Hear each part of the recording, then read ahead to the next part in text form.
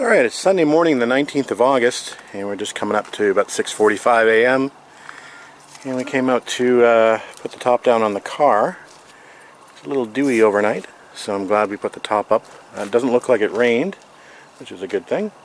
So we'll dry the top off, we'll put it down, and we'll load the car up and get ready to go to Port Perry, Ontario this morning for Brits on the Lake. I'm waiting for a few buddies to show up. I've got Ellen coming, my buddy John, of course Les and the Capri, and we're meeting a gent named Stephen Crabe along the way in his 72 TR6. So we'll have a few cars in our little caravan going to Port Perry this morning.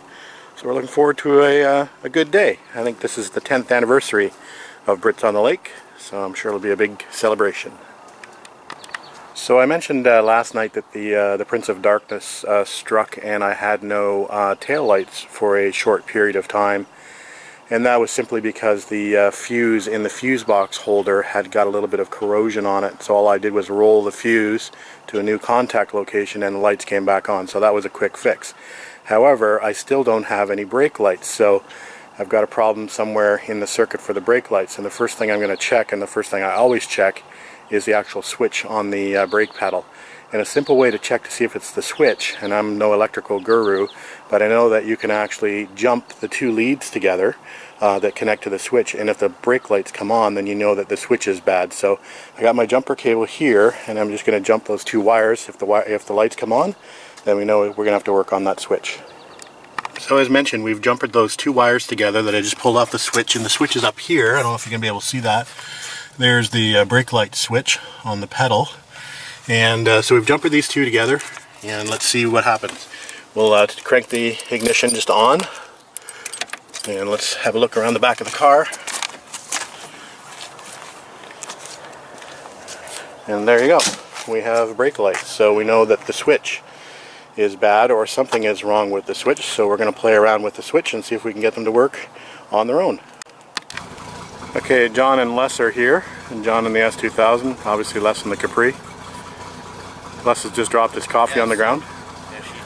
A good start to the morning. Anyway, we're waiting for Ellen, and then we're going to pick Steve up on the way. So, Ellen's going to be cutting it close, and we've got the TR6 warming up. Just put it off choke, and it's starting to idle a little bit better now. Anyway, we'll be going in just a few minutes. Alright guys, back on the trailer project, Monday, August the 20th, and we're just about to clean out the trailer of all the debris that are stuck in the E-tracks on the left and right side.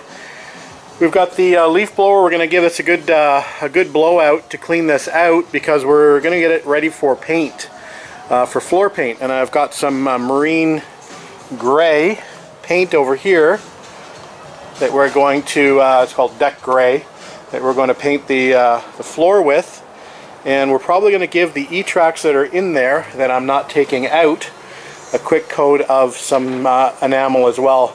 I've got a rust paint to go over top of those. I've got a couple spray cans just to make that a little easier. It'll be a little easier to spray versus brushing that. So once we get those cleaned up a little bit, we'll give them a bit of a scuff up. I think with the floor, we're going to give it a quick sand. Probably just with a big DA sander, 6-inch DA, we'll probably just give it a quick scratch up with some 80 grit to help that paint stick, and to get rid of a few of the areas that might have a little bit of oil on them. I can see a little bit of an area up there that looks a little suspect. So we'll clean it up the best we can, and then we'll give it a quick coat of paint on the floor of the trailer and on the ramp as well. And hopefully that'll make things look a little bit better before we progress to the next step, which is to add the E-track that we require sort of closer to the center of the trailer on either side. I think it's about a 50-inch wheelbase width that I'm going for. That will fit both the TR3 and the TR6 if I need to get a TR6 in here. But we're going to be concentrating on the TR3 as the primary vehicle that's going to go in this trailer, because mostly we'll be driving the TR6 or the 250 when it's done. They're better highway cars than what the TR3s are. Anyway, so that's it. I'll stop rambling. We'll get to work, get the leaf blower out, clean this out, give it a sand, clean it out again, and then we'll get to painting.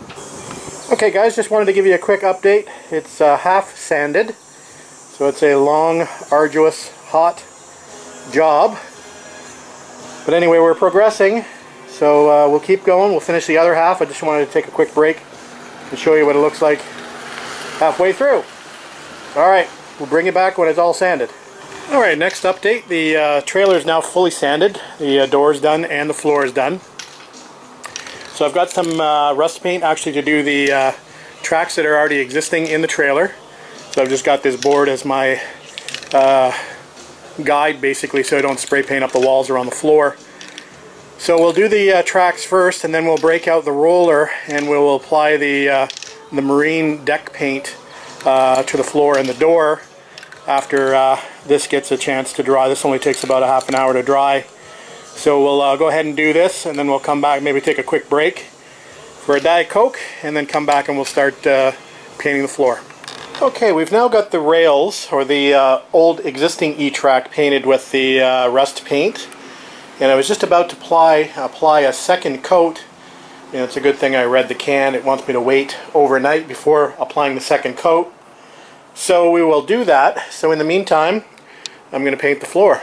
So we'll break out that deck paint and roller, and we'll cut it in, and then we'll put the first coat on. And I think it takes, I'll have to read again the can for directions, but I think it takes 6 hours until it can be recoated. But let's get the first coat on anyway. Alright guys, the first coat of gray is on, and I would definitely like that paint. It definitely soaked quite a bit of it up. I've used about a half a gallon on the first coat. It will require another coat, but it says to wait 6 hours till it's dry, which is going to be much too late for me to paint this again today. So it says 6 hours or overnight, so we'll wait overnight and we'll do another coat. So there's what it looks like now. I'll take it to the side door and give you a quick look in there. Okay, and a quick look through the side door of the trailer, and you can see how sort of translucent it still looks. Anyway, we'll, like I said, put another coat on it if another coat is suggested anyway. So the tracks are looking pretty good. We'll give those another coat tomorrow. So we'll do the tracks first, then we'll put the second coat of the bed and tailgate paint on, and we'll call this done and move on to the next project, which will probably be the installation of the winch. I am going to see if it's feasible to put the winch on the inside. I do have enough room to put it there. There's been some suggestions to mount it outside on the A-frame and then run a cable through the wall of the trailer and in. I don't necessarily want to do that. That's plan B. So plan A will be just to mount it on the inside. I'm going to check the structure on the underside of the trailer and see if there's something to mount the winch to. If there isn't, then I'll come up with a method to do that, whether I have to add some metal to the bottom of the trailer or a plate or something. Anyway, we'll figure it out. We'll make sure it's in there nice and solid when it is in there. And again, I'm pretty sure it's going to be okay there. I want a very low pull on the winch anyway to clear the front spoiler, for example, on the TR6, etc. I don't want something with a high pull, so I want to get it close to the floor as possible. So yeah, so I think the winch will be the next project, and then that will be followed by the tires. I got a quick story about the tires. So I'm digging through the rims, putting them away, and I've noticed that one of my rims is mismatched. It actually looks like this one here, which is the just plain white one, while the other three that I have are the ones with the striped rim. So I'm going to actually take it back and see if I can get a striped rim, because that's going to bug me if they are mismatched right from the get-go. Anyway, so got to head back to Princess Auto tomorrow and do an exchange, if they have another rim that's got the stripe on it. Hopefully they do. A few other things I'm going to pick up tomorrow. I've got to pick up a new trailer hitch, a 2 5/16 ball, and they have the chrome hitches on sale, so I'm going to pick one of those up tomorrow as well. Alright guys, that's it for today. Talk to you later. Hello Les, how are you today? Not bad.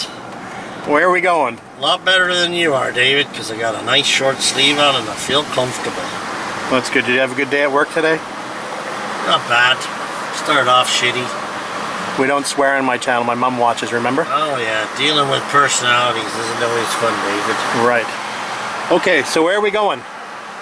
We're going to go pick up a TR6. Yay! About time, eh? Well, we're not picking it up, right? We're going to go and pay for it, get the registration, and that kind of stuff, and the guy's going to actually tow it to our storage location. Is that correct? Yes, sir. So that's nice. We don't have to put it on a trailer. The guy's going to do most of the work. Yep. It's I think it's got about 15 minutes or so about from the location where it's at now, I think. Okay, so good. Are we stopping for chips at the chip wagon to celebrate or what? Maybe we will, eh? All right. It's open. Don't tell your wife. That's okay. All right, there's Les's 76 TR6 being hooked up to the tow truck. So Les has got the ownership signed in his, well, actually in my possession. He's got the bill of sale signed. He's paid his dues in cash. And this guy will be following him home. It's almost to the storage location. How do you feel? Nervous. You should be. Relief? Yeah, you better have the lights on in case the thing falls off the back of the trailer. What a beauty. Hey? British Racing Green. That's probably going to be the fastest this thing has been in probably, I don't know how many years, but anyway. Let's go to storage. Okay, she's home safely in her resting spot. It's storage for now. We're going to put the tarp back on it so we don't get any more rain in it. That seemed to have worked pretty good the last time. It's a little drier in there now. So, yeah. Happy, Les? Almost. Are we going to go and win the show at Port Perry next year with this car? I'm not sure. I don't think it'll be next year, Les. Maybe the year after. See how it goes. Alright, Les is going to be in the process now. I'm picking up some parts for this thing. So, got a line and a new hood and a new windscreen. So, we'll probably pick that up within the next day or two. We just wanted to make sure we got the car first before we started hoarding parts. So, now the game's on. So, Les will be into some money now. Alright, that's it for now. We'll see you later. Anybody knows a buyer for this fantastic, fabulous white? What year is this? 1989 LeBaron convertible. It's like mint. Les needs the money to pay for his TR6, or at least parts. Right, Les? Yeah. All right, let's get out of here before it starts to rain.